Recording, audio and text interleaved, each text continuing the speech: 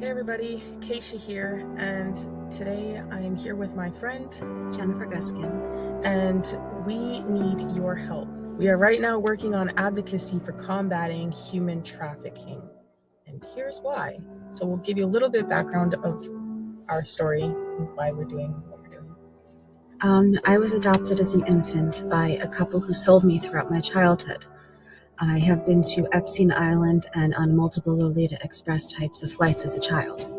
After I went public, Child Protective Services opened a substance-exposed newborn case, even though all tests came back negative, and they told me that if I wouldn't stop posting on social media, I would never see my daughter again. I started to connect how I was adopted as an infant and then sold throughout my childhood, how many other children who have been through the adoption, foster, and CPS pipelines have also been trafficked to Epstein's Ilk. And as many of you guys know already, based on the work that we do at the Karis Project, I'm an American Indian born in Canada under the Jay Treaty. My father and I were exposed in the improper contagion mitigation for the COVID pandemic in early 2020. As a result of this, I lost everything: house, cars, corporate assets, jobs. Bank accounts were shut down in Canada, and I fled to the US as an American Indian, fully documented, and was trafficked by rogue agents in ICE and other agents in the government, and forced to live with single American men. I was even imprisoned for 7 months initially, and then trafficked throughout the states. Put on full surveillance tracking and wasn't allowed to leave the city, house, or state without permission, or work without permission. And that happened for many years, and I was on and off the streets because of that, and in and out of shelters. And that is just a small example of what many go through in this trafficking system, be it the family courts or otherwise. So that's why the Karis Project will be going to DC to speak with representatives and do live reporting. We're also going to be in contact with other families who are dealing with human trafficking, and through the CPS courts or through any other means, lesser versions of trafficking, and doing reporting on them live and otherwise. We will also be working on, we ultimately want to shine light on what's going on with the trafficking here in the US. And we also want to meet with various agencies in DC, and we'll be going back and forth for training sessions and other things so that we can be better equipped to help people deal with resolving some of the issues that we're seeing. We will also be putting forth petitions in government to help people get justice, and that's something that we have been working on already so far. We have some petitions that have recently been filed in the state of Colorado, Michigan, Texas, and Arizona, and we will be continuing. But we can't do this on our own. We will be traveling to events and training courses, as well as DC on a consistent basis. We also have to get acceptable equipment, such as computers, cameras, interview gear, etc. There will be other miscellaneous costs that would also be like gas, food, and rooms if necessary. So that is why we are working towards combating human trafficking, and that is exactly why we need your help. We cannot do this alone, and most what the Karis Project does is on its own dime. And so we do love and appreciate each and every one of you that support us and all the work that we do. As many of you know, we also live stream on Lindell TV every day. And everything we do, like I said, is on our own dime. So we appreciate all the love and support and all the people who do donate. And we would very much love and appreciate that still. Thank you everybody for your time and considerations. And thank you for all the support. And we will catch you guys in the next one, and hopefully we might see you guys in the future and come across you and maybe be able to do some great things together. Hello, everybody, and welcome to the Karis Project podcast.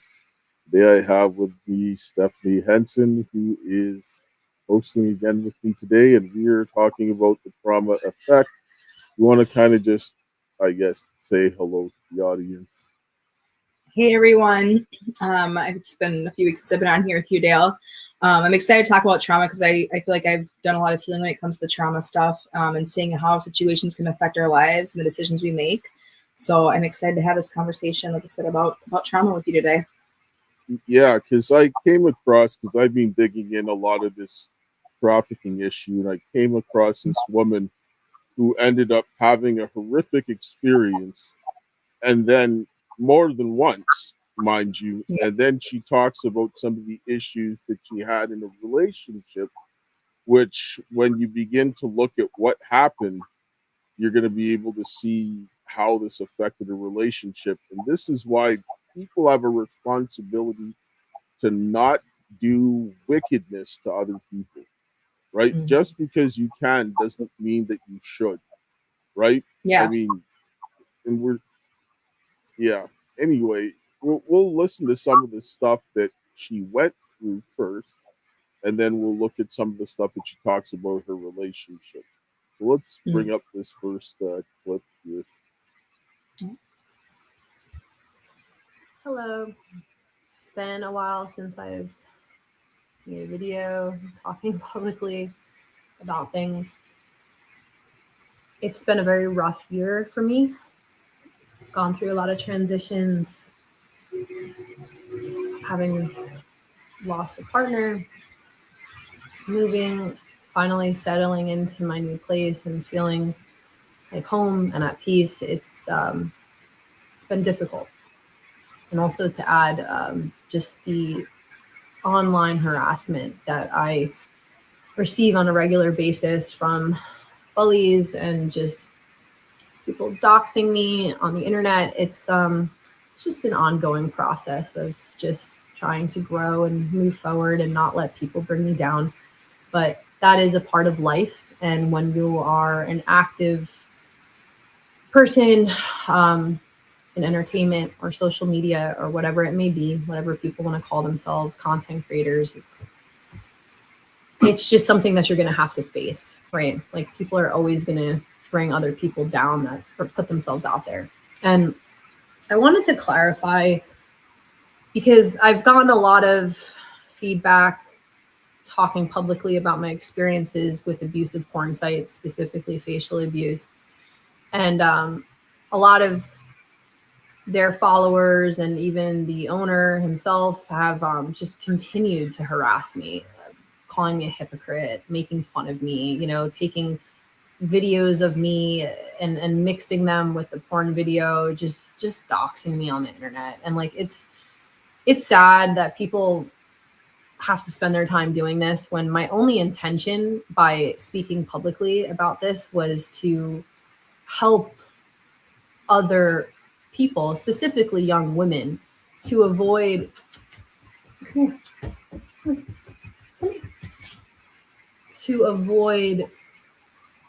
going into situations that I did, right? That you're going to have to face consequences down the road. And let me state this because there's been a lot of, I think, confusion, people taking things that I've said out of context or saying inaccurate things. I am 31 years old. I started shooting porn at 20 years old. So we're talking over 10 years ago. Facial abuse was, I believe, my third company that I shot for. And I was 21 or 20. I can't actually remember my exact age. I have to kind of look back in my timeline. But I was around this before I was 22, or it might have been 22. It was a very confusing point in my life, right? I was just kind of starting out in my career, if you want to call it that, my exploration in the porn industry. And back then, it was a lot more unregulated. People did not have as much awareness about what was going on in that world. And it was very easy for young women to get taken advantage of by agents or porn companies that basically said, oh, you know, work with us and you're going to blow up or you're going to get famous. And I'm young and just wanting to move out to the West Coast and start a life and, you know, just aim to just build a following, right? And to just kind of create some type of success. Confused about where it was going to start from.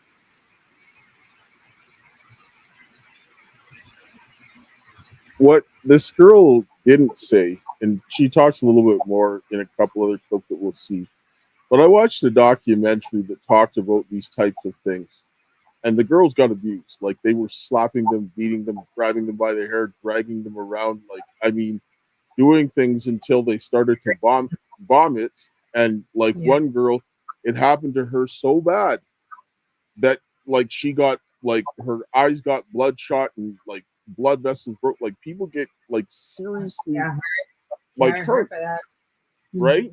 And this was one of the places that she went to, and then they put that stuff up online, and that's insane. You're very vulnerable, and especially. I remember being in my early 20s, and I was very vulnerable. I was very trying to figure out who I was, building self-confidence and all of that. And then you put yourself in situations that like you shouldn't be putting yourself into because you're vulnerable. And like she said, she was trying to create a following. I know with me, I went a different route when it came to creating a following. I didn't go the porn route, but I went the social media content, and what she talks about, like the doxing and when you do this kind of stuff, like people are going to come after you. They're going to come after you for your past. They're going to come after you for a lot of things. And I think that's, I mean, I know that she's getting at like this abuse stuff, but when she's talking about the doxing and stuff like that, is that causes more trauma on you. And it is a part of the process of growing and learning how to love yourself. Yeah. Yeah. So that is definitely something that's, is going on. And this is an issue because when these kinds of things happen, like, I don't know what exactly, like, everything in her situation, but I know these types of things that go on and they need to stop, right? And when I looked at, she was interviewed on another place, and so forth, that talked about this. And so when you go through these things, and my daughter and I, we talked about some of the stuff that they were doing, and it was mind blowing. Like, when I was like editing the clips, I wanted to throw up. Like, I mean, I had to like blur out most of it, because even though it's obviously not showing the nudity and stuff like that, they're showing people getting beat and all of that kind of stuff. And then I had to take out some of the wording, because the wording that they used was terrible, right? Like, nobody should be replicating this and so forth. So now you're looking at this, the type of effects that people are having dealing with this. And so, yes, this is something that, I mean, that's one case, but we're seeing this happening all over the place, right? And this, yes. And I want to just bring up something so that when people see this stuff, they have an understanding of what's going on, because I want people to listen to we'll bring this clip up here. So we'll put this one up here. When I saw this, I was very disturbed as well. Is it this one? Yeah. These guys are talking about what they have over with their content. These guys went ahead and they went undercover, and that, like, some of these abusive things are up on some of these porn sites, and they're directing them directly towards children. And listen to what they're saying. How are you gonna tell me like who's in that video of the girls not showing her face? Like, that wouldn't hold in court. That would be the loophole that I always like. I look at that and I'm like, that's stupid, but everybody is just kind of rolling with it. Why don't they just roll with it? Why don't they say something? It costs money. Who exploits the loophole? Fucking everybody. Everyone. You make a lot of money. Do rapists use it, or? Of course. We've brought it up to the CPO, we brought it up to the CLO, and they're both telling us it's all good. And the CPO is especially telling us, like, fuck off, it's all good. Like, stop. So they know the risk. Shut up. They're like, it's all good. I'm not going to get caught. It's fine. But what if, like, the government was to find out about this loophole? What would they do? I don't know. They're not going to do shit. They'll do nothing. Because they're dumb. They don't know shit. They're not qualified to identify. Meet Mike Farley. Farley is a product manager at Pornhub who has been working at Pornhub for more than 10 years. In fact, Farley tells our undercover reporter he was one of Pornhub's first employees. I stick around because when we first made the site, there was like, when I got hired there was 6 people. And now we're like 300. Wait, 10 years ago, there's 6 people at Pornhub? Yeah. Pornhub is the most trafficked pornography website and one of the most trafficked websites overall in the world. Pornhub is commonly called a tube site, allowing the general public to upload videos. Pornhub's parent company, MindGeek, now rebranding as ALO, owns many big-name porn sites. News reports and lawsuits have claimed Pornhub is complicit in abusers uploading illegal videos, and Pornhub has publicly claimed to have cleaned up its site. We sent an undercover journalist to talk with Mike Farley and other MindGeek employees to get the truth. Watch the following admissions. Do you think anything slips through the cracks? Of course. 100%. How? I don't know, because it's stupid. Because at the end of the day, it's like, how are you going to tell me, like, who's in that video of the girl's not showing her face? You're, like, trying to match boobs and birthmarks on their butts and stuff. Like, you're trying to, I know this guy's dick, man. That's definitely this guy. Like, So someone could still lie and get around it? because it's stupid. Because it's like, I could be a content uploader, and the only thing you need from me is, like, you don't need a picture of my dick, you need an ID, right? You need my driver's license, which has my face on it. It has just my face on it. You don't see my body. And now my videos never have my face. Yeah. You have to be like, no, like, that guy's body and his dick matches his face. Like, that's what compliance people are basically saying. It's like, tried it, like, that wouldn't hold in court, you know what I mean? Like, that's so subjective. It's not factual. It's your opinion. Like, you think that? Okay. Wow. You can't really guarantee that. That would be the loophole that I always, like, I look at that and I'm like, that's stupid, but everybody is just kind of rolling with it. Why do they just roll with it? Why don't they say something? It costs money. It would be counterintuitive to the business. You basically don't want to make your company more compliant than it has to be, right? Yeah. Because then it's just wasted money. Like, not only does it cost money to make it compliant, you're reducing the income because of that too. So I'm confused. I'm kind of confused what he's talking about. So is he talking about, because he's talking about people, it seems like in that video he's talking almost like people don't want that they should get paid. I don't know where it's going. I didn't get kids out of that, but is that what they're talking about? Okay, I'll put something else that'll put the connection to that. This is how their content works for their uploading. So they don't have any verification. So for example, there's people that were raped on there. They have a lot of this violent content that's on there. Like, a lot of these girls ended up filing, like, for one company that was affiliated with them called Girls Do Porn. They actually, some of the guys that are there, they're in jail, and one of them actually trafficked a 17-year-old girl, and then they were up on other trafficking charges. One guy got 10 years, the other guy got 14 years. Then they are putting this content in front of children.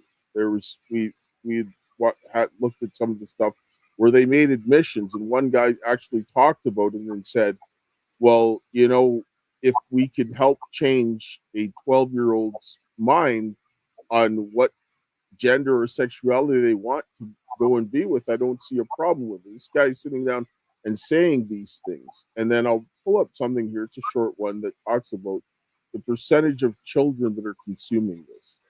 And then when you think about, like, kind of the stuff that she was going through and what they're talking about here, about all the different types of crimes that people are using, that rapists are using their site to film rapes and put them online. And then children are watching this. Yeah, right? that's Right? And I'll get the thing here with the statistics so that you can see it for yourself, and then we'll kind of just discuss it a little bit more, because that's trauma that children should not have at all, one bit. But the one thing I will say is children are searching this stuff, because I know when I was younger, I hung out with my guy friends when I was in middle school, and they were watching porn, Me and my friends in 5th grade, her parents had videos that we would sneak and watch when they weren't around, right? So it's like kids are very curious. And the thing is, these porn sites, because you don't have to check an ID before you go on there, you can just say you're 18. Like there's no looking for proof, right? Anybody can look at it. But the thing is, these kids go searching. And so it's not necessarily that I don't think that these sites are purposely putting it in front of kids. I think that kids go and search it, and that's an issue. Right? The internet is a very open portal, and anybody can look anything up at any time. I know my daughter and her friend have looked at penises before, and I was like, maybe we shouldn't do that because I don't know what's going to pop up. You know what I mean? So it's like kids are curious. They are looking things up, and that's the dangerous part of the internet is that it's a very open portal, and they can see things that can traumatize them. Yes. So let's just listen to the clip here that kind of discusses some of the numbers behind it.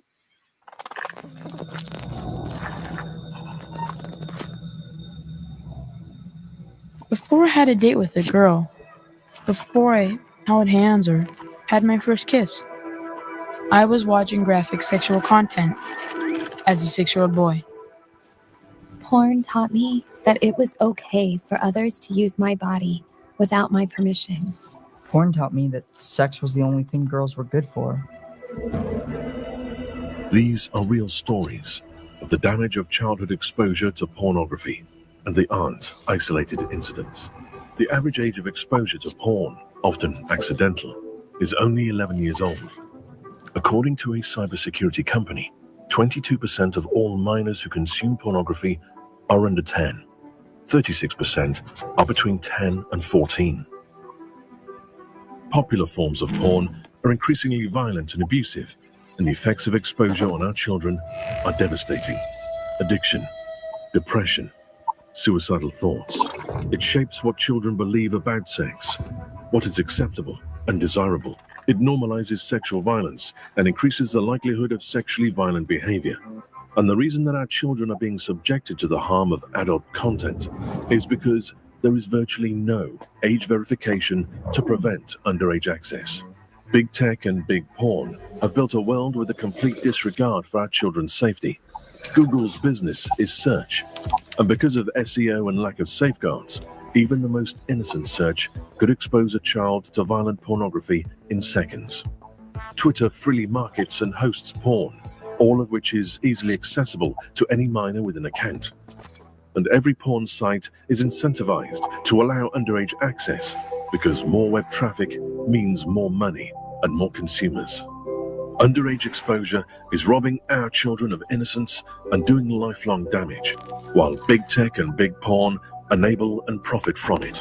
We must demand that every site that hosts pornography must require true age verification to prevent underage access. This technology already exists. The main porn players who developed it just refuse to use it. Hold big tech and big porn accountable. Join this fight. Sign the petition to legally require. So here, one thing I was going to say to you is that yes, they are putting it towards them, because when you design things, you have to have a system of control. The control systems that they have set up are weak. And the guy that was talking there, he's an engineer. And these types of things are drilled into your heads. He actually talked to the people about this, and they did nothing, because how did they make money? By the amount of people being driven to their site. So if you put up the restrictions, then the numbers drop, the revenues drop, and the bottom line drops. So people are putting profit over people and children. That they said 22% of the kids between ages 6 to 10 or under 10 watching pornography. There is no way. But part of that, I will say with part of that though, is I understand that like that's part of the parents in the home life, because if they are, again, if you go back to for me when I was younger, the only reason why I watched the porn was because of the friends' houses I was at. At my house, I would have never even thought that. I would have never looked it up. My mom was not like that at all, where I would have even searched for it or anything for anything. I definitely was curious about like penises and stuff because I was the opposite gender as a child. That's natural. I noticed my daughter is very natural. But like when it came to like sex, like, yeah, there's a curiosity, but it sometimes stems from the parents and like the conversations that they're not having. If they keep things from them, kids are gonna go searching. You know, they have friends at public school where because they're going to public school, you have influence now of other. That's where I was at. It was my public school friends who had that influence over my mind like that. Yes, So that's where where did they get it from? Where it came from somewhere? Parents. It was the videos. It was before porn. This is before Pornhub. This is before. They saw that from their parents, right? Yeah. Now, where a lot of people aren't even getting it from their parents anymore. They're getting it direct access from online. It'll even come up in their video games. Where they find that from in their house. I mean, some kids are sheltered a little more, but it's the public school kids who are corrupting these other kids' minds. They're teaching them to go to these sites. So we can't just blame the Pornhub. We have to blame the homes, and we have to blame the children. And we have to blame the parents at this point, because it's not just the children have the least amount of responsibility in this because they have the least amount of capacity, right? Because a child will do whatever they're exposed to. Their natural curiosity will get them to do things that would ultimately kill themselves if they're not restrained. That's why we have parents, because parents have to sit down and say, don't do this. But when a child is getting this access, and a company has to ensure that they take reasonable steps for this information to not get into the hands of children, because they understand that it's dangerous to children, right? Yeah. This is like the effect of pornography on a child's mind is like molesting them without actually physically touching them. That's what ends up happening. A child does not have the mental capacity to process this type of information. And when you're watching that they're getting violent content that grown woman got traumatized from, and other women like her, like the documentary I watched yesterday, one of the women, she hung herself after these experiences. She didn't die. Yeah. So if it's doing this to the women, what is it conditioning those children to do? I agree. Porn is getting, and it's not just towards the children, it's towards society in general. Porn is getting way too graphic, way too violent. And I don't know how we fix that. I mean, you can't just block everything off. We could shut the internet off. Like, we could do that and go back to kumbaya and growing food. Like, but who gets to say in how people live their lives? You know, that's my only thing, is that we can't dictate what other people do. Again, children should not be watching this. Adults should not be watching this stuff. It's creating a narrative for these boys to be abusive in the bedroom with these females. And then these girls, right? I know when I was younger, I just did whatever they wanted because I felt like I had to as a female. And so I think we need to get back to teaching our children about self-worth and about boundaries and all that other stuff, and that how you make people feel matters. Well, the parents have to protect their children. They have to take reasonable steps to protect their children. Those companies also have to take reasonable steps, because if one of those representatives from that company came and took a DVD or even a flash drive with pornography on it and handed it to a child, they would go to prison. They would go to prison, right? Yeah. So you physically don't do it, but then they just allow it to go through to the internet. And they have a responsibility not to just allow free access for anybody to come in and get it, right? Like it's like where you had to go before to go to a store and go in behind this, get your ID checked, and walk in and then purchase it, and then you took it home, and now it's your responsibility to make sure your kids don't get it because you went and purchased that. But it wasn't the vendor going ahead and doing that, because if he did, they would go to prison. But now they're not doing this. They're walking around this to get direct access to children. Yeah, I mean, the kids are having access to things they should be having access to. We can both definitely agree on that. Well, yes, and when you look at the effects that this is having on people, the people that are in this, and then you watch that because there was no access like this. Like you talked about getting stuff from your parents' house, right? I mean, you got your parents' house, but your friends, they got stuff from their parents' house. It wasn't like a complete stream 24/7 that you can access it at your fingertips. Right. Well, there was my guy friends would go and they'd sit in that internet on the computer and they'd sit and watch porn, and we just all hang out in the bedroom or wherever the computer was at. And that's what we did when I was in middle school. That's what happened. I don't know. And it wasn't the internet. They didn't have Pornhub. They had other sites. Again, I'm not saying I agree with any of it, but what I'm saying is that the reason I think why they don't check IDs is because a lot of people, I don't think it necessarily is targeted at the children. I think children are definitely accessing and they shouldn't be. I think they do that because people, like for me, for example, there was a time that I watched a lot of porn. As an adult, I did watch in my early 20s. I did watch porn, and I would have never put my ID in the computer just because I didn't want anyone to know. I felt very shameful about it. I didn't want people to know it was a secret thing. It was a very secret thing I was watching porn.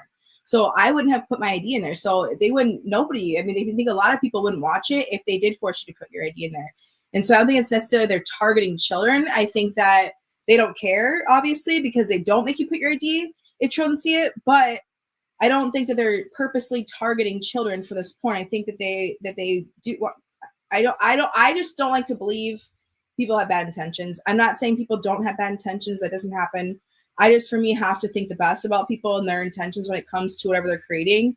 And I don't want to live in a world where I think that they're trying to target children with this stuff. I think that there's other reasons why they don't check IDs. And I think it does come with a consequence of harming our children, because then children do have access to it. So that's where there's a consequence when they don't make you show your ID or use your ID. I'm not saying that everybody is doing this, but some people definitely are.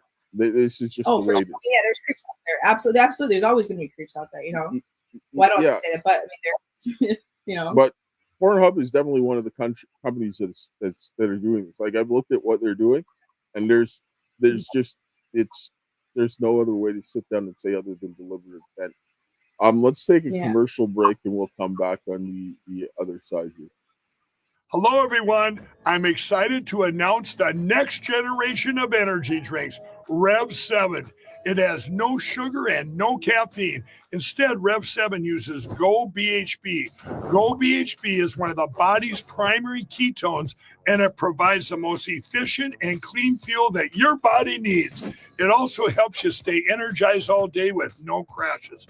Not only that, it produces 3 times more brain energy than sugar, which helps boost your memory, focus, and mental sharpness.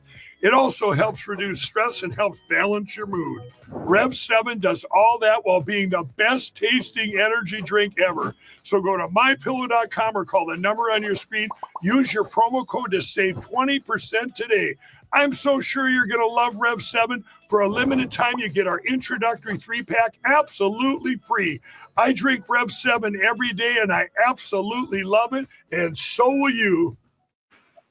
So for anybody who needs any of the MyPillow products, go to mypillow.com/Karis or call 800-845-2942. Use the promo code Karis. Support a good cause. Get yourself a pillow, or if you want the energy drinks, go ahead. There's other products as well. Or you can go to, if you're watching on Rumble, Facebook, or BitChute, you'll see the links in the description. There's other ways to support in the ticker as well.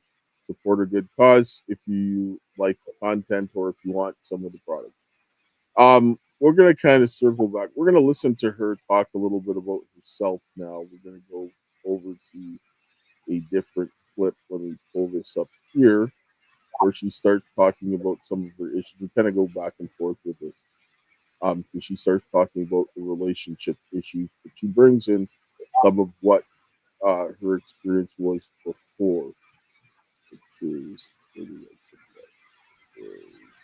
we go. So we're going to bring back this. And, you know, I mean, I don't think she's a bad person or anything like that. She's had some difficult experiences, but this is just to kind of contrast some of the stuff that she's going through and what was happening to her before. Okay. I've recently made some videos about the negative impacts of porn on relationships and society's perspective on sexuality. I wanted to recap on a few things that I didn't really get to fully touch base in the previous videos. I received a lot of feedback from these videos, both positive and negative. The negative was mainly in regards to people calling me a hypocrite, which I can see where they were coming from. I mean, they were basically saying, oh, well, you know, you worked in porn, you still have an OnlyFans, you know, who are you to say that it's a negative thing. And I don't think that people were really grasping my perspective or my point in the videos. And I wanted to kind of clarify these and get a little bit more in depth. Basically, having worked in the industry and as a female, my perspective is a little bit more intense because I've seen things firsthand from the perspective of a performer, working with agents, dealing with fans, dealing with the industry in itself is a very crazy world. But I personally see sexuality is a sacred thing shared between two people when you're in a relationship. You're choosing each other to share your sexuality and your body with. When a partner is choosing to watch porn or say go to a strip club without their partner's acknowledgement, that is not okay. Would it be okay if your partner was talking sexually to another person, texting, calling? Would that be okay? I guarantee that many people wouldn't be okay with that. Why? Because you're giving your sexual attention and energy to someone and something else. And I wouldn't tolerate that for many reasons. But in many forms, porn is that way.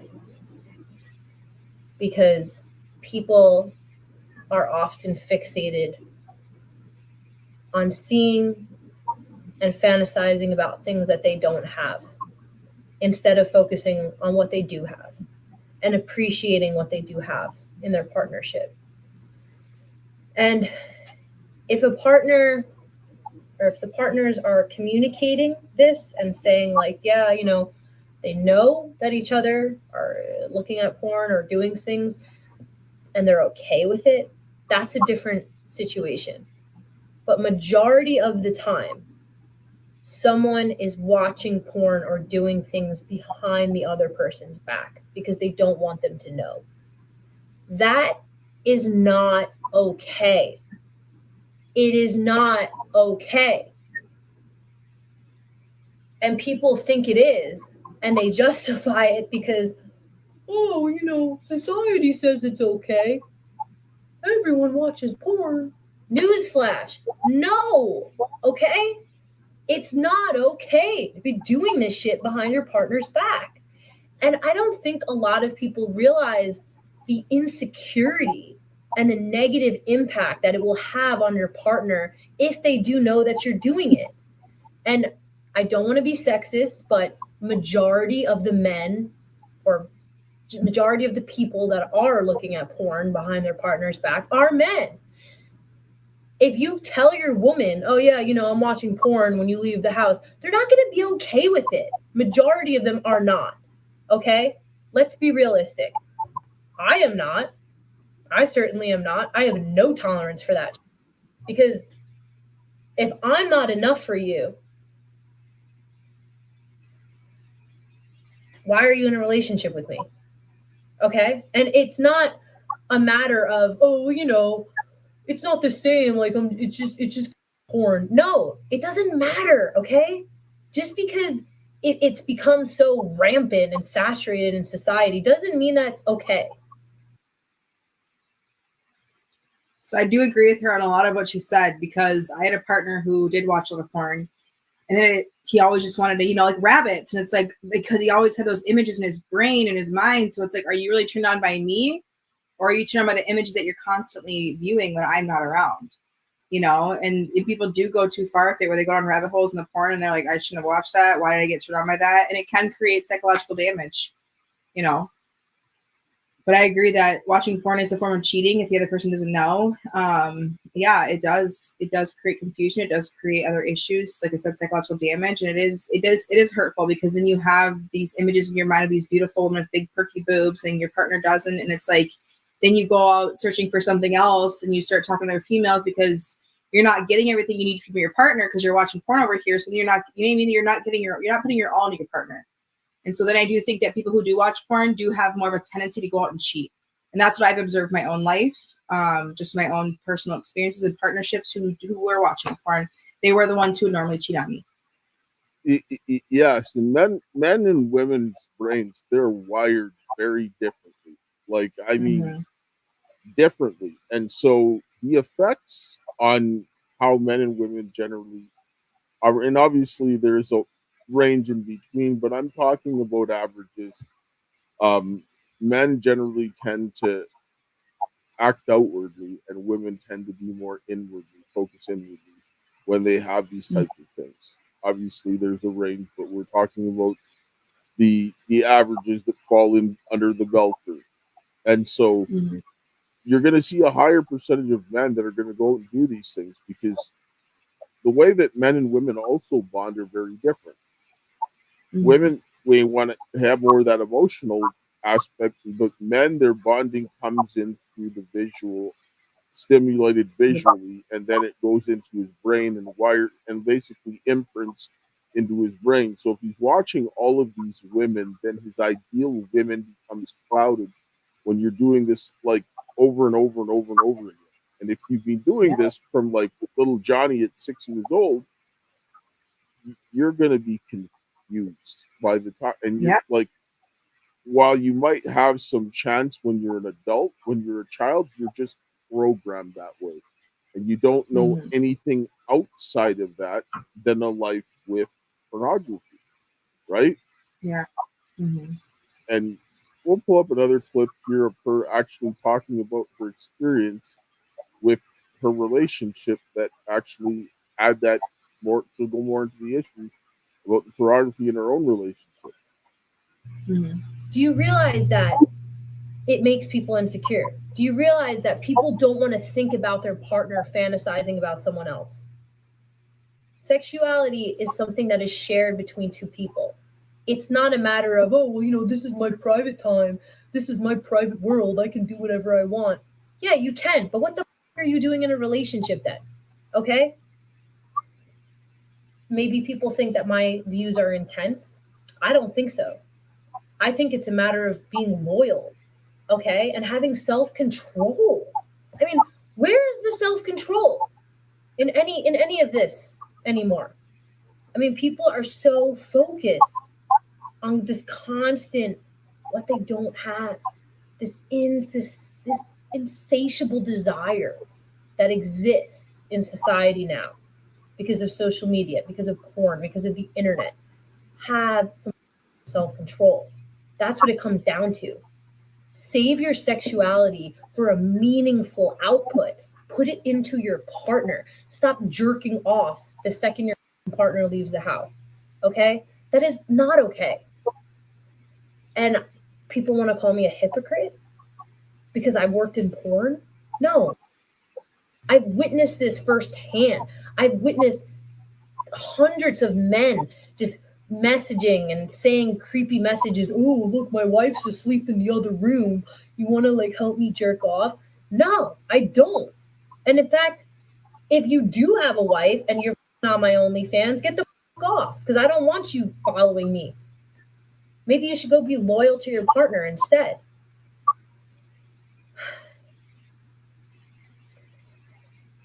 Porn could be used as a tool. It could be used as a tool for people that maybe don't have access to a partner. They're lonely, okay? Or, you know, maybe your partner isn't giving you what you need. And you've got to rely on that. Okay, that's more understandable. But communicate that to them. Be honest with them. Have the decency and the balls to go up to your partner and say, hey, you know, I'm not getting what I want sexually. Can we communicate about this? Are you okay if I'm watching porn, instead to help like satisfy what I'm looking for? If they're not okay with it, you got to communicate. That is a partnership. That's a part of it. It shouldn't be work to have to communicate. And remember that connection comes from vulnerability, okay? And vulnerability comes from communicating, even when it's uncomfortable. That's the only way you're going to find connection. And being honest and direct, being open about what you want, who you are, what you need. That is how you create connection. And we've lost that in so many ways in modern day society. And that's disturbing. And that's sad. And people are constantly trying to justify their actions because they're trying to avoid vulnerability. Guess what? Wake up, grow a pair of balls, and do something with honor. Be a loyal partner. Sexuality is a shared thing. It's a shared thing. And if you're truly in love with someone and you can be honest with them, then you can be honest about what you're doing. And I guarantee you, majority of partners, they're not going to be that comfortable knowing that you're watching porn behind their back. I wouldn't be. I wouldn't tolerate that. Your ex would be out the door. And that's what happened with my ex. There's several reasons why I kicked my ex to the curb. But the point was the lack of honesty and genuine candidness in the relationship of what you want. That should be on the forefront. I mean, that should be something that shouldn't even be questioned. If you don't have the decency to tell your partner what's up and what you're doing, then you shouldn't be in a relationship. So, communication, key. And honestly, so I guess my question for her is, was she doing porn when she had a boyfriend? Because why, if she's telling her exes not to watch porn, but yet she's making porn, that's the only part where I'm kind of confused on her stance. And I agree with her. Everything she said, I agree. Like, if your partner, like, it is. And I do believe that porn can be used as a tool, like you said, for people who are single and might have some whatever. Also, I think there are some porn videos that can be used for educational purposes. Some people do want to spice things up in the bedroom. And I do feel like sometimes that's where porn can come in handy for certain couples. That's usually why couples would do that. They go to the sex store together and they pick out a porn together and then they watch that and act out and they learn new things. And that's where I do see porn being a tool where it shouldn't be necessarily gone forever. But I do agree that it's getting a little out of hand with the abuse and with the other stuff that's happening and taking place in there.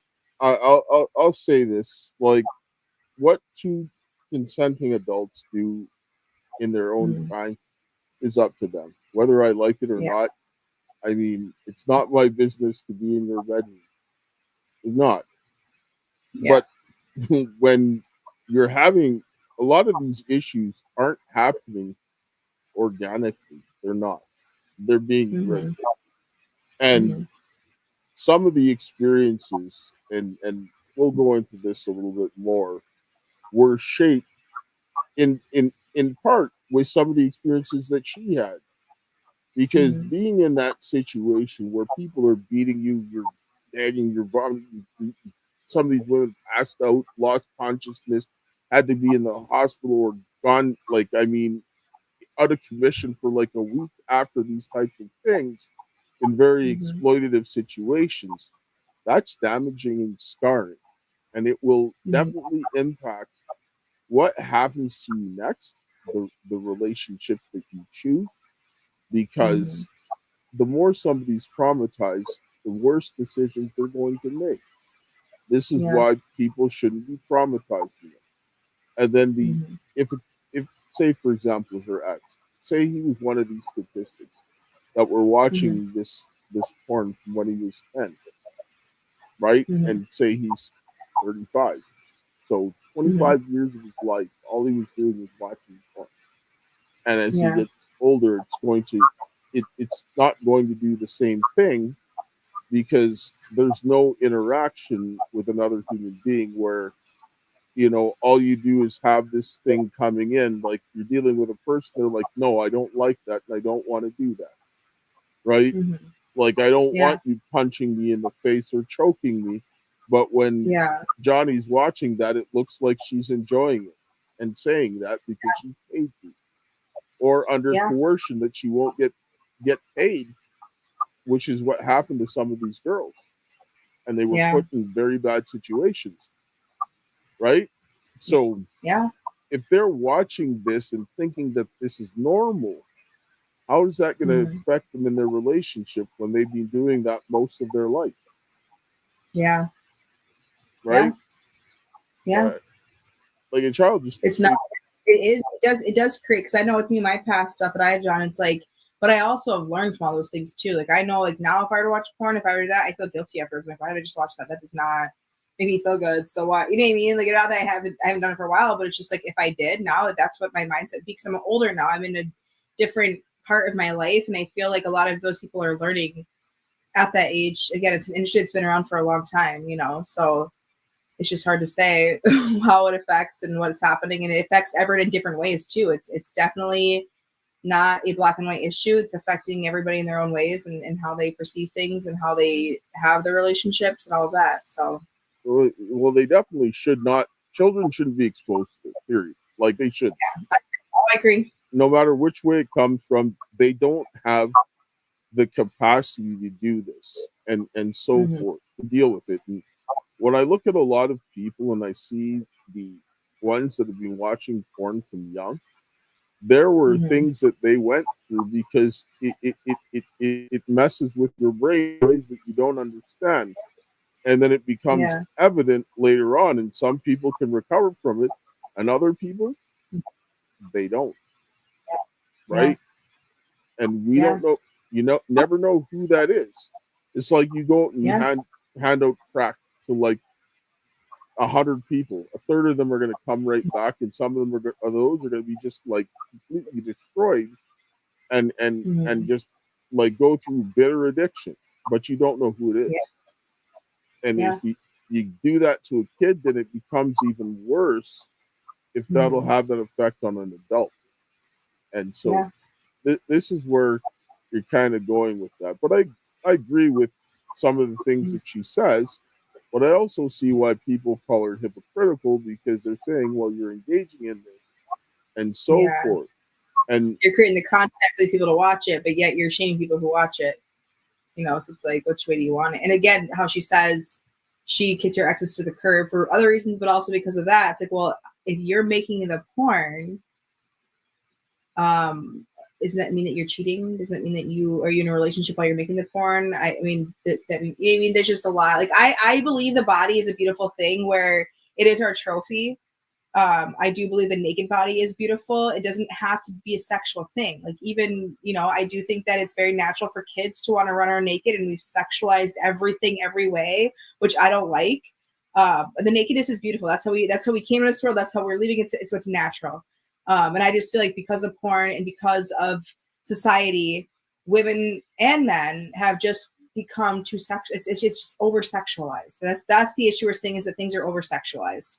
Sex is a beautiful thing. Nakedness is a beautiful thing, and it's getting too dirty. It's getting too violent. It's getting too corrupt. It's a corruption that's taking place in porn. Just like there's a corruption, or porn, I mean, just like there's a corruption taking place in our government and everything else, there is a corruption taking place in the porn industry. And it is damaging to children. It's damaging to humanity. It's damaging to a lot. I mean, again, damaging to humanity. There you go. Yes. It damages, you know. We're running up on time in this segment, but we'll carry on in the next so forth. So I'll close here with a prayer, and then we'll come back and discuss a little bit more of this later. Heavenly Father, Lord, we thank you for this day. We thank you for your love, grace, and mercy. We thank you for the hope that you have given us this day.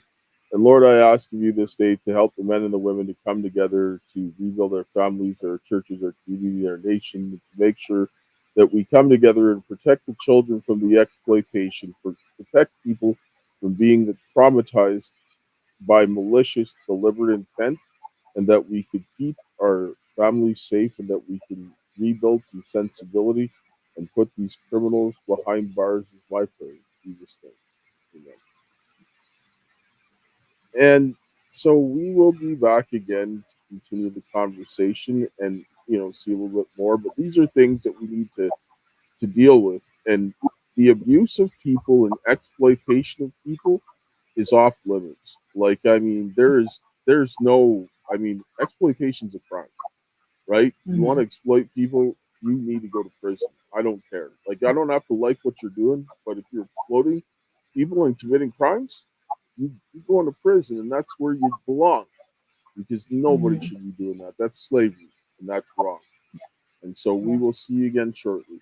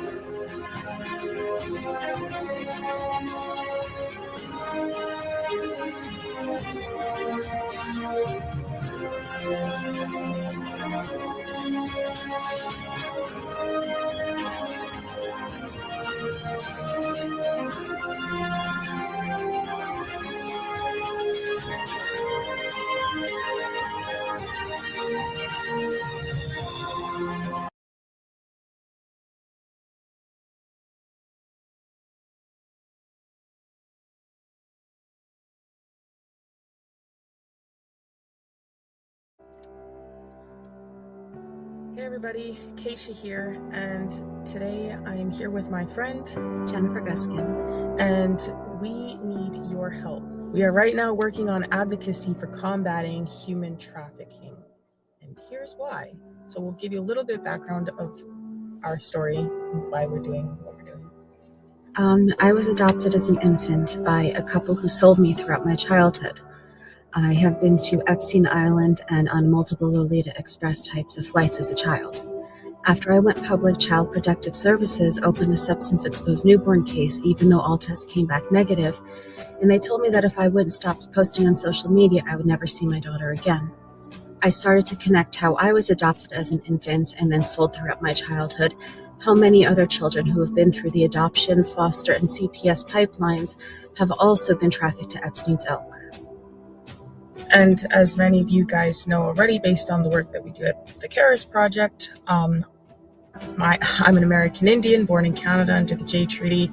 My father and I were exposed in the improper contagion mitigation for the COVID pandemic in early 2020. As a result of this, I lost everything: a house, cars, corporate assets, jobs. Bank accounts were shut down in Canada, and I fled to the US as an American Indian, fully documented, and was trafficked by rogue agents in ICE and other agents in the government, and forced to live with single American men. I was even imprisoned for 7 months initially, and then trafficked throughout the states. Put on full surveillance tracking and wasn't allowed to leave the city, house, or state without permission, or work without permission. And that happened for many years, and I was on and off the streets because of that, and in and out of shelters. And that is just a small example of what many go through in this trafficking system, be it the family courts or otherwise. So that's why the Karis Project will be going to DC to speak with representatives and do live reporting. We're also going to be in contact with other families who are dealing with human trafficking and through the CPS courts or through any other means, lesser versions of trafficking, and doing reporting on them live and otherwise. We will also be working on, we ultimately want to shine light on what's going on with the trafficking here in the US. And we also want to meet with various agencies in DC, and we'll be going back and forth for training sessions and other things so that we can be better equipped to help people deal with resolving some of the issues that we're seeing. We will also be putting forth petitions in government to help people get justice, and that's something that we have been working on already so far. We have some petitions that have recently been filed in the state of Colorado, Michigan, Texas, and Arizona, and we will be continuing. But we can't do this on our own. We will be traveling to events and training courses, as well as DC on a consistent basis. We also have to get acceptable equipment, such as computers, cameras, interview gear, etc. There will be other miscellaneous costs that would also be like gas, food, and rooms if necessary. So that is why we are working towards combating human trafficking, and that is exactly why we need your help. We cannot do this alone, and most what the Karis Project does is on its own dime. And so we do love and appreciate each and every one of you that support us and all the work that we do. As many of you know, we also live stream on Lindell TV every day. And everything we do, like I said, is on our own dime. So we appreciate all the love and support and all the people who do donate. And we would very much love and appreciate that still. Thank you, everybody, for your time and considerations. And thank you for all the support. And we will catch you guys in the next one, and hopefully we might see you guys in the future and come across you and maybe be able to do some great things together. Hello, everybody, and welcome to the Karis Project podcast. We're coming to bring part 2 of the trauma effect here with Stephanie Henson, who I haven't seen for a little while, but it's good, and she's soon going to have another edition and everything else like that, and so she should be busy for I'll be very busy soon. My baby coming, yeah. So we're gonna kind of get back in there. We're gonna listen to a little bit more of what this girl has to say about her situation. We're gonna go back to some of the stuff that she was going through, like the guys that were harassing her, and then we're gonna listen to a guy that actually he does this type of stuff, and you're going to start hearing what this is like, because this kind of stuff, when people are sick and doing things like this, there's no business for this. Well, we'll listen to what she has to say, and we'll continue. We'll see.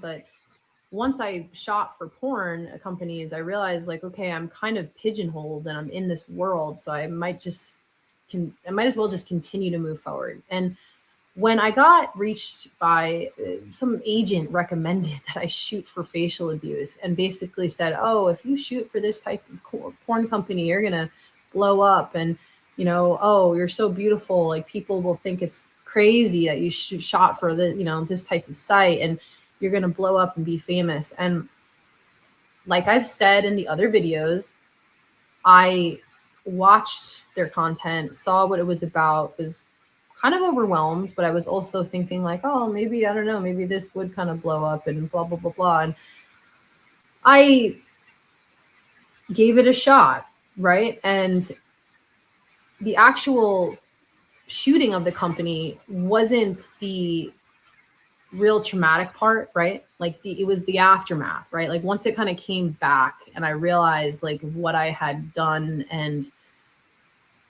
the confusion that I felt about my sexuality and just like why I was even exploring this type of porn, which I don't think is abnormal at that age. If people want to explore their sexuality, like it's okay. But my intentions of speaking out about my experiences were mainly to make people understand that I think it's important to think twice about putting that type of content out there, right? And like shooting publicly mainstream porn.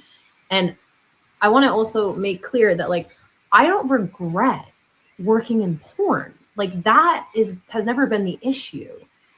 It's specifically these type of abusive porn sites that I think hold a lot of damage and danger for young people that are trying to navigate through their lives. And they're destructive because these companies don't care about the mental health and the welfare of their performers. They're there to take advantage of you at a vulnerable time in your life, specifically these young women, like, you know, like myself, that are confused and just kind of, you know, trying to figure out the next thing to go to with being in porn. And they'll latch on to you and use you. And that's essentially what happened, right? Like, I shot for this company, they praised me, they made me seem like I was fabulous and so great and everyone was going to love me. But in retrospect, it actually caused major destruction and stress in my life and made me hate myself and have a lot of questions about, you know, why I would do this. And I felt lost and I was sad and confused, and I felt like an embarrassment to people in my life. And once you sort of are in that position, it's easy to think, well, I did it once, like I might as well shoot for them again. And this is frustrating for me because people call me a hypocrite, that like I went back to a porn site after shooting for them the first time, but I didn't recognize the real damage of shooting for them till later on in life. Like, once again, we're talking almost 10 years ago, shooting for them. A lot can change in 10 years. I mean, people grow. I mean,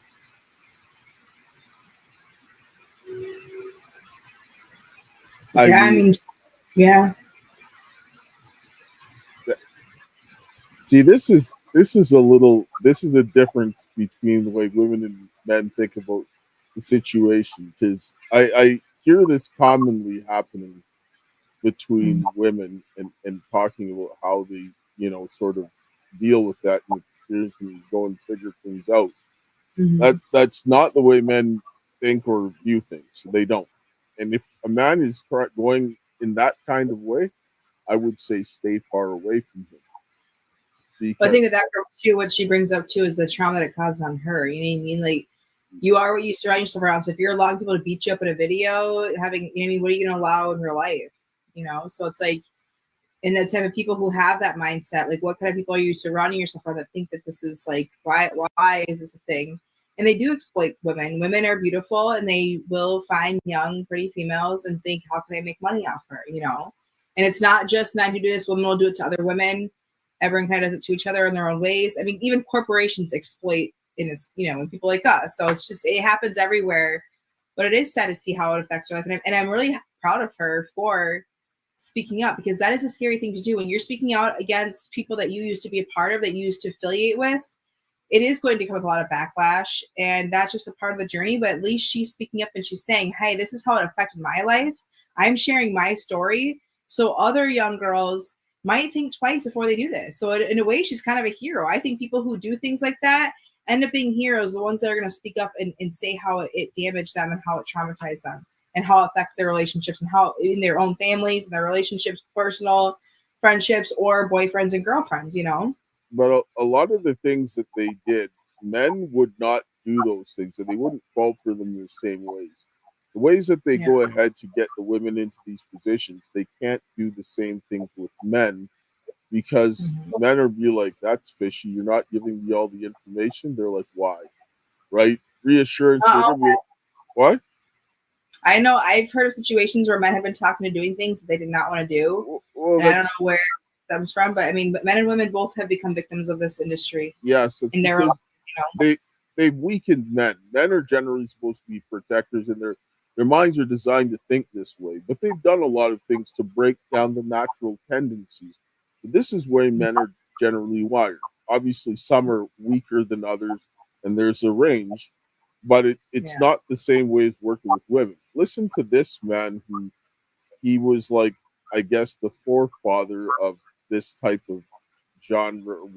I can't even call it a genre because there's no place. This category of porn is what it was, because category is what you call it. It's a category, right? Yeah, category of crime, because a lot of it's what's happening is pure exploitation, right? Yeah. Like, I don't know every person, but some of what I've seen, yeah. Yeah.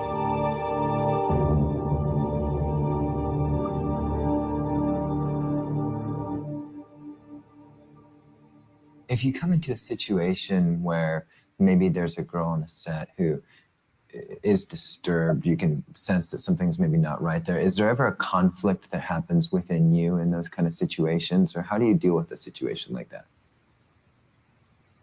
I usually, and I'll borrow my mentor's words here, I'll usually just steamroller over it. You know, I'm hired on a contract basis to get a finished scene. And if that finished scene doesn't happen, that company's not going to use me again. So my job, as far as I see it, is to help them overcome their nerves. If I have to flatter them, great, I flatter them. If I have to strong arm them, perhaps I'll strong arm them. But again, there comes a point where you have to accept that as an individual, you make choices in life, and it's your choice to be there or not be there. But if you're still staying there, then it's my job to get a scene out of you.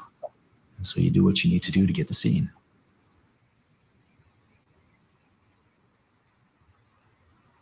Your motto used to be, we're not happy. We're not happy till you're not happy. Now, that's still my motto.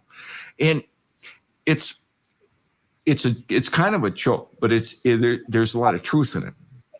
And the truth about that is that I want to push you till you're not happy.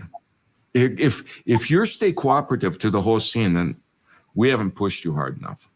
And we definitely haven't drilled you hard enough, because I want you to tell me to stop, and then I'll stop, right? And then we'll do something else. But if I don't get to that point, then it's considered to me to be a weak scene. It's just like Formula One. I mean, people are just getting destroyed by that sport all the time, discarded like garbage. When you're pushing hard, people are going to suffer, for sure. It's a great experience to find out what the breaking point of an engine is, what the breaking point of a person is. Looking nice with those new high heels. Thank you, Miss. See, in my movies, I push to the maximum to find out how much stuff can she take before she stops and says, oh my God, I can't take it anymore. Good little team. Wait, please. I can't do it. In any high-end sport, there's a lot of dead bodies along the way. A lot of people that got thrown off the bus, you know.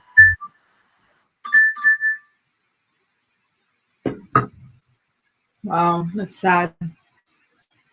Yes, and that's some of the lighter stuff that's going on. And you're going on, and some of these women are getting beat, slapped, like used and abused. I have seen some scenes of some hardcore porn. Is that even enjoyable? I mean, I've questioned, are those girls in that? And then I've been in situations like that where I'm like, I know they weren't enjoying that, because I've been in those situations where I'm like, that was not enjoyable for me. I did not enjoy that. I am never going back, you know? So, I mean, I know how that is, how that can happen, and how you can get put in those situations. And it is sad that these girls, whatever they went through with their trauma, with their own life, or they feel like they had to do this, you know, whatever it is, it's sad that people get to that point where they consent to things that they should not be consenting to. But a lot of these people are not telling them what they're getting into. This is the point. And then he sat down and he said that he's using the Formula One things, and said that he wants to take them to their breaking point. And then when he does that, then they'll do something else, and then he'll do that again. That's abusive. It's abusive behavior. That's a very wrong mindset. And then the guy said that previously said, well, if I have to strong arm them to finish, then I strong arm them when they're in those types of situations. Yeah. That's not acceptable at all. I agree. Right? And this is the type of thing that that girl that we're watching, this kind of stuff, and there was worse than that, right? And Yeah. you're setting people up and bringing them into situations like this. That's wrong, Yeah. right? And I this absolutely agree. this is the kind of stuff that people did to my kid. This is the kind of Yeah. stuff, right? So makes you angry. It's close home for you. Absolutely, I can see that. You know. That's that you can't do that to people. Yeah. Right? And Yeah. people who are getting off on these things, a lot of them are being taught that way because they're consuming this content as a child. And it seems normal to them. Like me and my daughter, we did a podcast, we listened to these girls, and they didn't realize that it was wrong for someone to sleep with them when they said no. Yeah. Yeah, it's like they had to be polite. But that also stems from, I know from my situations, right? As kids, we're told to show affection to other adults, right? Whether it's aunts, uncles, grandparents, or, oh, just give them a hug. Oh, just go snuggle. Oh, just be polite. It's like, no.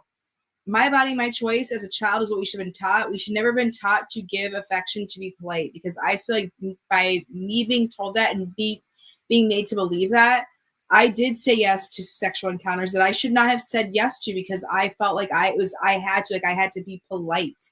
And I never want that for my daughter, which is why I'm doing things differently. And so a lot of this stems from the parents of these. I grew up religious. So for me, it was like these religious people, and it's not just religious people, but it just, the family I had, again, you had to be polite to the adults. It was the kids who listened to the adults. You had to be polite. You had to show affection. Me and my ex even got in a fight about this. He was very religious as well. He said that I should force my daughter to show affection to aunts and uncles. And I said, absolutely not. That is her body, her choice. If she doesn't feel comfortable giving somebody a hug or a kiss or anything like that, it should never be forced on her. Because then you grow up and then you give yourself to people that you should not be giving yourself to. That's because there's not being taught proper boundaries. There's nothing wrong with showing people respect and being kind to them. But there's also, you have to teach the children that if there's something wrong, that they need to say something and deal with that. Because just because you feel bad doesn't mean something's wrong. Because we get up out of bed one day and we feel terrible and nobody did anything to us, right? So feeling bad doesn't necessarily mean it's a bad thing. Sometimes the kid just wants to be grimy. Should they be rude just because they're feeling grimy because they're pissing vinegar that day? No. Yeah. I mean, if there's something, I think in their own homes, I think in their own homes it's appropriate to have tantrums and meltdowns, because I've seen adults do it, and that is the privacy of their home. Their home is their sanctuary. And we do have to have moments to break down and have emotions and stuff. So I think in the homes it's okay to do that. But out in public, you do have to teach your kids respect. But you also have to teach that your kids need to get respect as well. It's not just, given. It has to be earned, Like I told my daughter, there's nothing wrong with getting mad, because everybody gets mad. It's what you do with it when you get mad. How you express your anger is everything.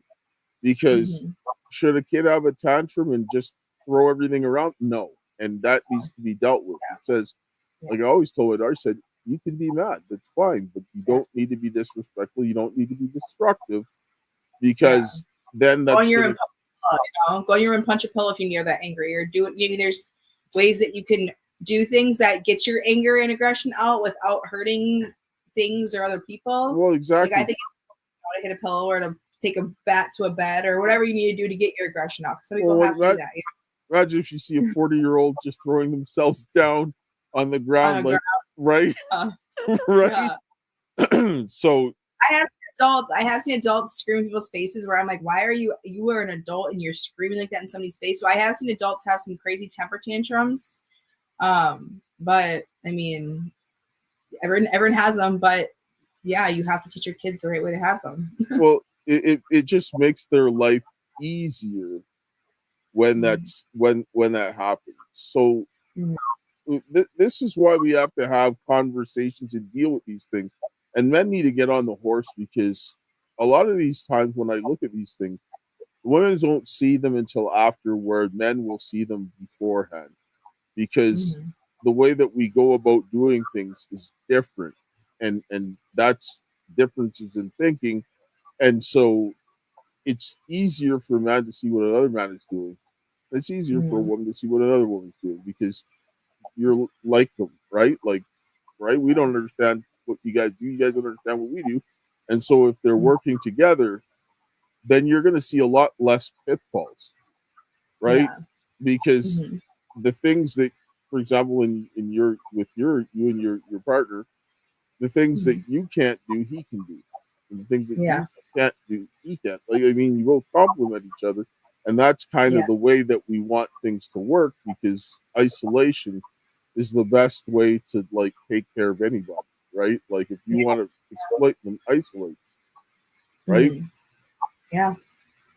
So yeah, I mean, yeah, let's go ahead and continue and listen to what she had to say, but keep in mind that that kind of stuff and worse was what she went there for, and then it had an effect on her. And then we'll get to her talking about the rest of what happened with her and her ex.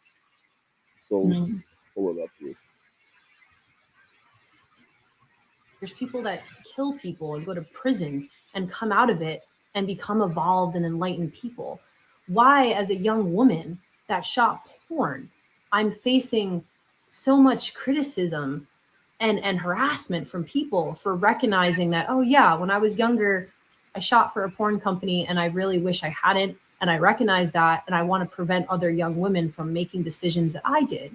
That makes me a bad person, like for speaking publicly about my experiences. Like, I'm just trying to help other performers or curious people that your mental health is so important. And these type of companies don't give a about your mental health. They're there to use you. And this is exactly what this site, Facial Abuse, did and is continuing to do with my life. And it was a very small gap of time when I went back and shot for them the second time. And this is because they made it seem like, oh, everyone loves you, keep shooting for us. Like, you know, you're gonna blow up by working for us. And I just kind of was confused. I'm like, all right, you know, like I did it once, I guess I'll do it again, you know, but like that happens. People make mistakes and then they make them again until finally they recognize like, oh, like, you know, what am I doing? Like I'm better than this and I have so much going for me. Like, you know, I need to move forward and shift forward. And that's essentially what happened. Like after working for them the first time and then the second time, I wanted to move to LA, start my life. And the owner wanted to build a pay site for me and was basically trying to allure me and entice me like he was my buddy. In reality, he bought a domain that I was supposed to have, felicityfeline.com, and then made a fake blog about me, publicly making fun of me on the blog, acting like I'm the one writing it, and has just continued to just deface my name and reputation by attaching his sick company to my likelihood. And I have a trademark on my name. This has been copyright infringement. This has been a harassment of my reputation. And I've wanted to take the legal route so many times, but I'm overwhelmed because it's expensive, it's stressful, starting a lawsuit. And I've seen it happen with other companies. I mean, Girls Do Porn, they finally got shut down. The owners are in jail. They got investigated by the FBI. And it turns out, oh, look, yeah, these people are evil. And the same thing is going to happen with Facial Abuse. Just give it some more time. People are recognizing that this is an evil company. The owners are malicious, and their aim is to hurt young women. How do people not recognize this? And like, you're supporting these type of companies? I mean, wake up, people. Wake up. I mean, there's literally investigative reports now about facial abuse that have been put out publicly by investigative journalists. I mean, a sex trafficking agency, Exodus Cry, has included facial abuse in their documentaries about abusive porn. I mean, people are finally starting to recognize the dangers of this type of porn. I'm just one individual that worked for their site, and facial abuse. So that's it. Good for her. She goes back to that's being a hero, right? She's speaking up and sharing. I didn't realize in the moment how this is going to affect my life. And now she is sharing her story and she's sharing the truth behind these sites that some people have this guilty pleasure that they want to get off by something so crazy like that. And I'm happy that she's speaking up about the behind the scenes and how it's actually affecting people and who these people truly are behind the closed doors, right? Yes, but what ended up happening is when I saw that and I looked at that, I immediately knew what was going on, right? Like, I mean, I see that kind of thing because I'm a man. I think like a man, obviously. Yeah. And so when I sit down and see this stuff, and I've been around this stuff, like I grew up, I mean, a lot of people that I knew grew up with, they were involved in some type of sex work, one or the other. And, you know, I saw what happened to them and, you know, people I grew up with and all of these things and so forth. And I saw the same thing happening over and over again. Exploitation is exploitation, right? I agree. The players may change, but the game stays the same. And they use the same tactics for exploitation. And how they exploit women is different than how they exploit men. And they go based on their weaknesses and so forth. And this again is what she's talking about. Because these guys, they pulled the wool over her eyes. She got into that, and then they played on it. And they know women's natural tendencies because they want to make people feel good. Women are more wired that way and working together and everything else like that because they got to raise kids. They got to make a baby feel good. You watch a woman go and quiet a crying baby, and you watch a man, and they're very different. They may end up accomplishing the same goal, but how it is different because women will like almost like read the emotion and feel the emotion of the child, where the man is reading the child's behavior and basically using trial and error to go and figure it out. This here, bribe over here is always bribe. You know, because I don't spend just each trying to bribe kids, but women are more the feeling and the emotional of hugging and, you know, feeling that nurturing energy, I guess. Yes, and we have to watch their behavior to figure it out because we're like fathers are straight up trial and error, right? And when especially when we're dealing with little girls, because little boys we know what they're like, but with girls we have to use a lot of trial and error because we don't know.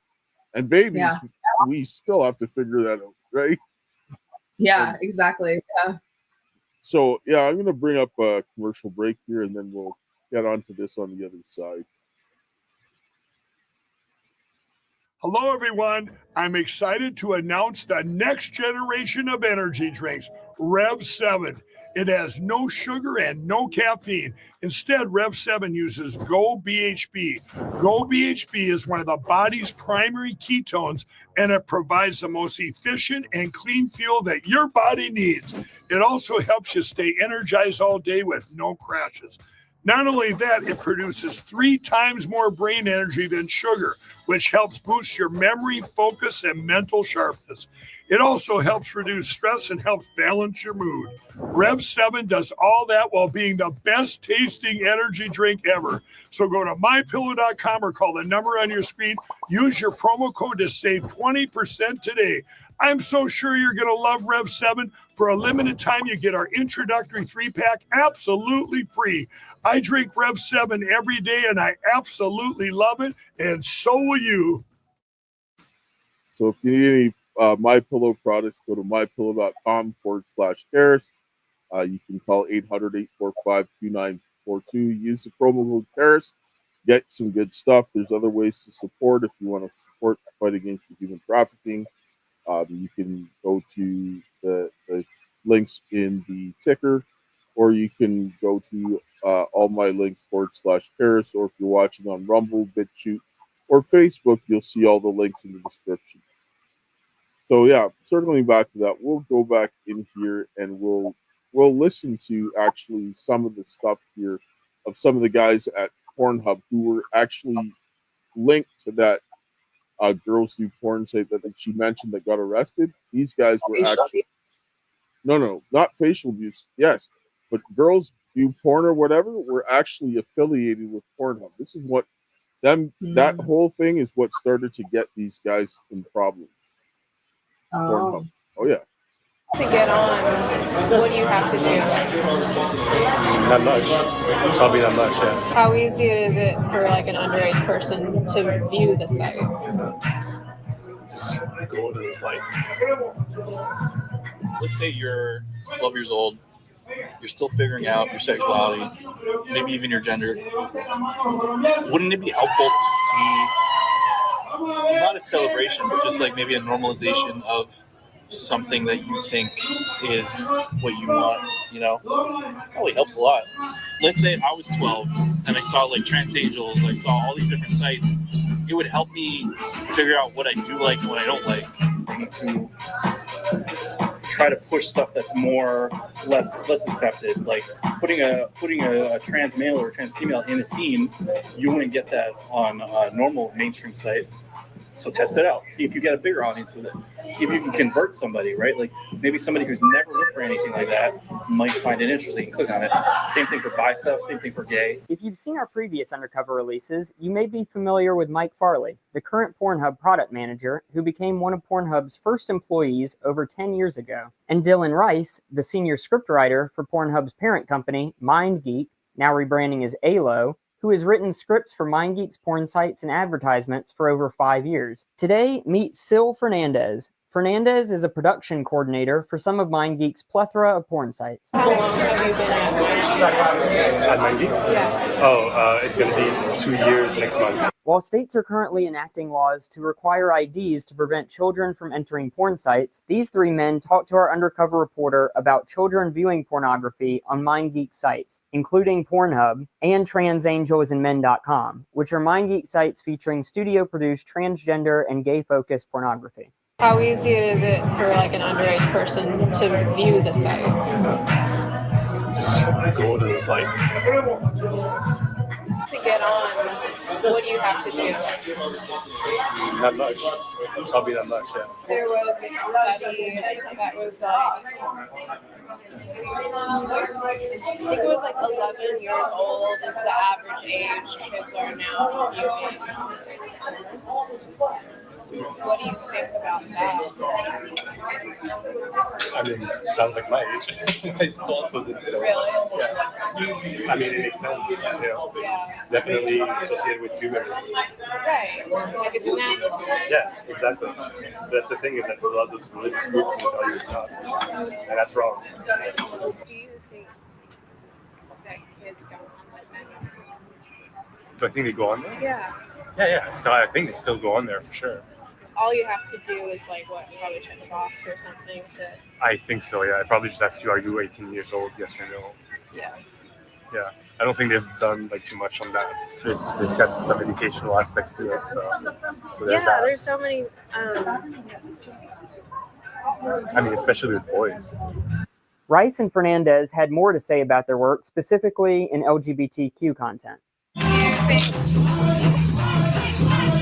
some like lonely, repressed 12-year-olds are going on trans angels and learning? I think so. I mean, like, think about it. Let's say you're 12 years old, you're still figuring out your sexuality, maybe even your gender. Wouldn't it be helpful to see, not a celebration, but just like maybe a normalization of something that you think is what you want, Probably helps a lot. Yeah. I think it shapes sexual attitude. Like even if you find out you're not, that's not what you prefer. Yeah, that's an amazing point. Because like, if let's say I was 12 and I saw like trans angels, I saw all these different sites, it would help me figure out what I do like and what I don't like. Because if you're exposed to nothing, you have no idea, and maybe you're more like pliable.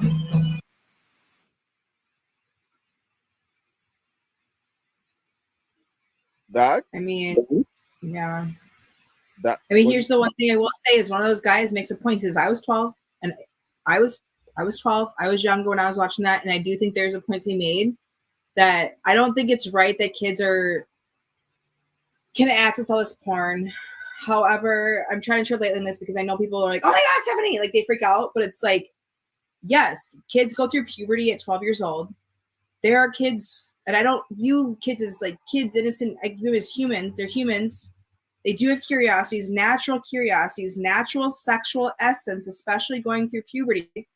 I started having sex at 15. I probably had sex younger had I had the opportunity. I don't know.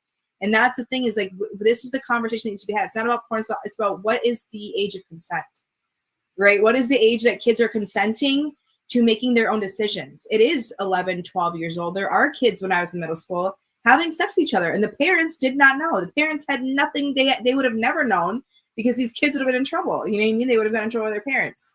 So this is a really hard conversation for me because I'm, again, learning a lot about psychology and biology and what's natural for the human process. And we as a society have put an age restriction on things, and I don't necessarily agree with that. Do I agree with all this crazy porn coming out? No, I do not. I think it's very degrading to humans. It's very traumatizing for people. It's people who are traumatized who are doing the craziest shit in this porn, and I don't agree with that. However, when it comes to age of consent, if these children are choosing to watch porn, that is on them. You have to hold those kids accountable, and they have to hold themselves accountable for what they're consuming. That's how I feel about it. We can't do that. It's the same reason why you wouldn't give a kid a bottle of liquor and a loaded gun and say, go figure it out. They don't have to. Some people leave their shit out for their kids to consume that. You know, that's but they're harming their children. People should take reasonable steps because their capacity, your frontal lobes are not fully developed, your judgment centers are not fully developed. You need parental guidance to guide you to make proper choices and decision-making processes so that when you go start to deal with these things, that you have a healthy set of decision-making tools in order to navigate this, right? Because if you can't make proper decisions, you can't think from cause to effect, you can't judge what's good and bad, you're going to go with whatever feels good. And there's a lot of things that feel good that are not good. Like, for example, when they start comfortable talking to their parents, though, then the parents, here's a lot of parents do shame this. A lot of parents, if we don't talk about though, we don't say those things. Children have natural questions, and if parents aren't willing to have the honest conversations, whether they think it's appropriate or not, their own assumptions. If your children are asking you questions, these parents will shut down conversations because they feel uncomfortable having these with their kids. So their kids are going to search elsewhere when they are not willing to have these conversations, or they're shutting down conversations with their children. When children have natural questions, children are going to go on the internet and they're going to find that stuff. So I think the problem sometimes is these parents, not the porn sites, is these parents who do not make their children feel comfortable enough to have open and honest conversations about nakedness, about sex, about all these things, that their natural processes, puberty, right? There is, like I said, and I'll admit this all day long, I started masturbating at 5 years old. Why? I don't know. Where that came from, I don't know. Why did I have these feelings in my body to do that? Where did that come from? That was a natural thing for me. No one taught me that. My mom didn't teach me that. I didn't see anything that would cause me to do that. So where were those natural feelings coming from at 5 years old? Right? These are the questions that we need to start asking scientifically, biologically, right? Where that natural process starts, where kids are getting more into their bodies or feeling things. I'm feeling things down there, right? Like kids start masturbating around that age. You start becoming sexually attracted to the opposite sex or the same sex or whatever gender they are attracted to, right? I can't tell someone who they're attracted to. That's not for me to say. It's only for myself to say. I can't tell my kid who to attracted to. That's for her to say. That's her choice. I can't force anything on my kid. She's her own human being. Kids are coming to live their own human experiences. And again, like the porn, I don't agree with it. However, what is the age of consent? That's what we need to get to. What is the age that kids naturally are wanting to do this stuff? Because they want to do it doesn't mean that they understand the consequences of their actions. And the age of consent comes with having an understanding of consequences. A child does not understand the consequences. They know if they have sex, they're going to get pregnant. They know that if they're not careful when they have sex, they're going to get pregnant. They may not know about the psychological damage that giving their body away may cause, but that's for them to learn. Just like I had to learn it, just like you had to learn it, just like he had to learn it, you learn it, we all learn it. That might, from what my daughter tells me, that may be the way that women learn, but men don't learn that way. And if a man is learning that way, he's a dangerous man. He should not. Trial and error. If a man's learning from trial and error, do we not all learn from trial and error? Or the way that a man's decision making process works is not trial and error in the same way that women do. It is not. It is absolutely not. I watch what women do, And if I did that as a man, it would never work for me. What women do and how they navigate through life, men cannot do those same things. They'll end up in very bad places. They can't. They just can't. And so when I look at something, I have to look at because I remember what I was like when I was a kid. I remember what I was like when I was older. And I understood that some of the things that I did or wanted to do that I didn't end up doing, it was a good thing that I didn't do them, because as I got older, I realized that should have never been done. But what kids are going to, we're not going to eliminate all the mistakes. But when you start like what that guy is talking about in the about getting the children and teaching them about sexuality, whose business is it for him to do that? It's not his. It's not his responsibility. I think he's saying, what I got from that was, I think he's saying if kids go searching for that and it's to help them as a tool. Now, again, not saying I agree. I'm just sharing what I got from his perspective is that he's saying that, because again, like I said, 12 years old, I had guy friends looking at porn. I had friends looking at porn. So that means that other 12-year-olds are also doing the same thing, right? So if they are going there for their own educational purposes, again, you're right, that's not his job to force that on anything. But if they are seeking that out, that is on the kid. That's not on the porn company. It's on the kid. That's what he's doing, and that mindset. That's how pedophiles groom children. They do. They take. Yes, they do. They do. Trust me, they do. You can't say it says that, so because that means that you're calling me. That means if I'm understanding his perspective, are you saying I'm a pedophile? Because I understand his perspective. No, he's a man. He's doing it for fundamentally very different reasons than you are, because the way your thought processes work and the way that his thought processes work are very different. Women and men are wired very differently. He's calculating steps to an outcome, and he's creating the circumstances.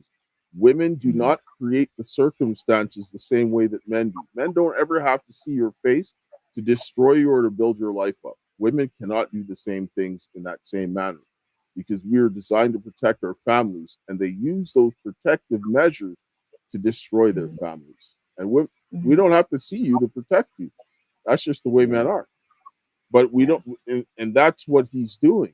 So what you're seeing and how you're talking about this in your mind is not the way that he's talking about it, thinking about it in his mind. And this is where we have to understand the very different distinctions, because if a man does this, can I ask something? How do we know that if we haven't sat down and actually? I mean, I understand that those are recordings, right? People can take things out of context and take things how they want, but how do we know that his mind is actually working that way if we haven't sat down and had these conversations and asked these questions? We can't just assume people are this way because of some clip on the internet, and that's where I'm seeing an issue. Is that a lot of people jump to conclusions, like even in your videos. I'm sure there's things that I've said that you've probably had people who are watching like, what the hell? Why would you say that? Oh my God, because they're jumping to their own conclusions about where my mindset's going. No, he's laying out a series. He's laying out a series of steps of what he's doing on how he's moving one thing to another.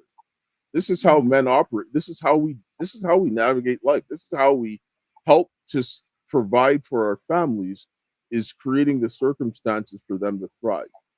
And he's taking that ability from a man and he's using it in a different manner.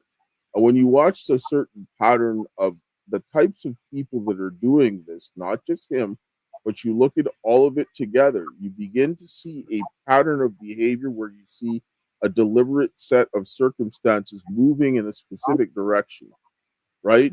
Now, when you look at all of the things that they're doing, like the way that they're making sure they're not fixing the failures that they know are there. They're allowing kids to come in there. They know this is a problem. They won't address it because they want money to come in. They don't care about the well-being of the children. And then you have people that are doing these things.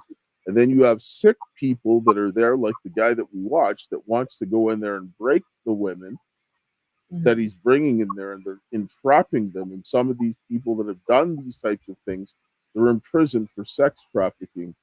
You have to begin to sit down and say, I see a pattern here. And that pattern of behavior fits with that type of issue that's going on. And this is where we begin to see the way that the actions are trending. And then we have to see these things because this is how we can protect our families. Yeah. Right. And so when Yeah. see that in light of everything else that's going on, that man knows what he's doing. I have to have that conversation with men and see what they say. Yeah, I guess my biggest fight right now isn't really the porn stuff. It's more of the kids that are being trafficked through our government system is what my biggest concern is. The kids who are being abused in these foster care homes. And that's where I'm seeing my biggest fight right now is that, again, these porn sites, kids choose to go click on that. That is it right? No, I'm not saying it's right, but kids choose to do that. I know when I was younger, people chose to do that. My friends chose to do that. I chose to do that. Kids are choosing this. What they're also doing is normalizing pedophilia, so that the children will accept this as normal because they start seeing this and they see people that are adults that are sleeping with people that look like children, whether they're 18 or not. They're having this registered in their mind.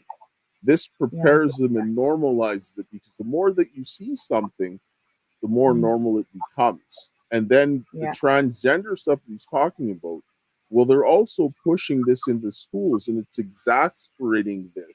So when they're getting this in the schools, and then they're seeing it and on pornography, and they're like, "This feels good," because now they're being exposed to this, then they're going to think, then it'll feel good if I go ahead and change my body this way. Yeah. That goes back to the parents not protecting their children and by putting them in these. I actually just did a live today about this on my Facebook about these school systems, and you have these different worlds. All these kids are in different worlds. They have their different perspectives in their homes, and they come to school and they all traumatize each other because they're living in different worlds. And so, like my kid, she wouldn't even know what a transgender is because she does not around that. And not to say that she'd be loving to every person she meets. However, she's not getting that same agenda from the kids at school because she's at home with me, and the friends that she does have don't have that mindset, And I think it goes back to us taking responsibility for our kids and pulling our kids out of the system that is damaging them. Because again, even for me, I would have never watched porn had it not been for the friends I met at public school, right? And I'm not blaming my mom for that. I'm taking responsibility for myself. But it's because the friends I was hanging around. So it's like I was corrupted because of the school system, because of the people I was around. These kids are probably corrupt in their home because of what they're experiencing with their parents, or I don't know what they're experiencing with their parents. But I was not experiencing the same things where I even had the thought to look it up. Yes, but when we had traditional families where you had the mother looking after the kids while the father was out taking care and making sure the external threats didn't come in and take out his family, then the mother could protect the kids and monitor what they're doing. And if they went out of line, well, when dad comes home, he's going to straighten you out. He'll take you out and make you work till you drop, or whatever, whatever discipline that you give them, right? Because this is where society went nuts, is when we left the kids vulnerable. And this is where we have an issue. And then all of these people can now get in there and go after them and access them, because who do we have to protect our kids? Because what are we doing? We're all working like slaves. And this is giving them the financial motive to go in and wire our kids to see this kind of stuff, because kids that grow up watching that violent stuff, they're going to be violent themselves, and they're going to fuel this trafficking, and then they're going to normalize adults having sex with children, and then they're going to have this stuff, and they're not going to know it's wrong until much later. Yeah. And it's why we're seeing so much abuse in all forms, is because they're removing the parents' protection, and then they're going after the children. It doesn't matter which way they're going, and pornography is helping to fuel it because it's driving it to children. Yeah, I think it comes back to the whole society taking responsibility, parents taking responsibility for their kids and raising their own kids, and then you wouldn't see this stuff. It starts back in the home. You can't blame any other external source. You have to blame yourself and the parents by how are you raising your kids? What are you allowing them to view? Where are you setting them throughout the day? Who are they around? What are they consuming? Right? And you can't, if you're going to put them in the public school system, you can't completely shelter them, because you're not going to be able to. You're going to have kids. You can't monitor what they're hearing at school. You can't monitor things that kids are saying to each other at school. Kids are learning things they should not be learning due to the culture of these public school systems. So again, that goes back to parents. If they don't want their kids to be exposed to porn or things like this, they need to take their kids out of these public school systems. They need to connect with their children and have honest conversations of when they have questions. And you wouldn't have kids go searching for this stuff on the internet, is what I believe. But I don't know for sure because every situation is different. That's just the reality of what I'm seeing, is that if we had more parents having honest conversations, you wouldn't see kids searching this stuff if you didn't make it a shameful thing. Well, they also there needs to be a teaching of children consequences of their actions. Because this is one thing that I firmly... Kids will learn their own consequences of their own actions. They'll get it. They'll understand at some point, you know. This is what, but as a man, and this is what fathers do. This is one of the big differences between the parenting styles of fathers and mothers. Fathers create the circumstances for kids to learn to face the consequences of their actions, and they do this continually. Women don't do the same thing in the same manner, not even close. And I watch women my whole life. They don't see that. They don't do this way. They do it very differently.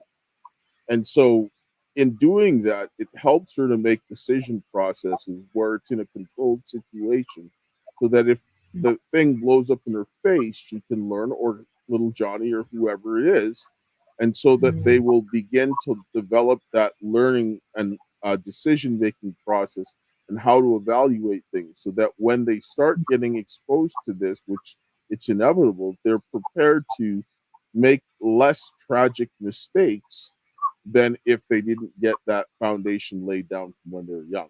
Because all of our habits become our character, and we want to form good habits and then allow them to. We're not thinking our kids are going to be perfect. That's nonsense. We just want to make sure they have the right set of instructions so that they don't end up in a body bag.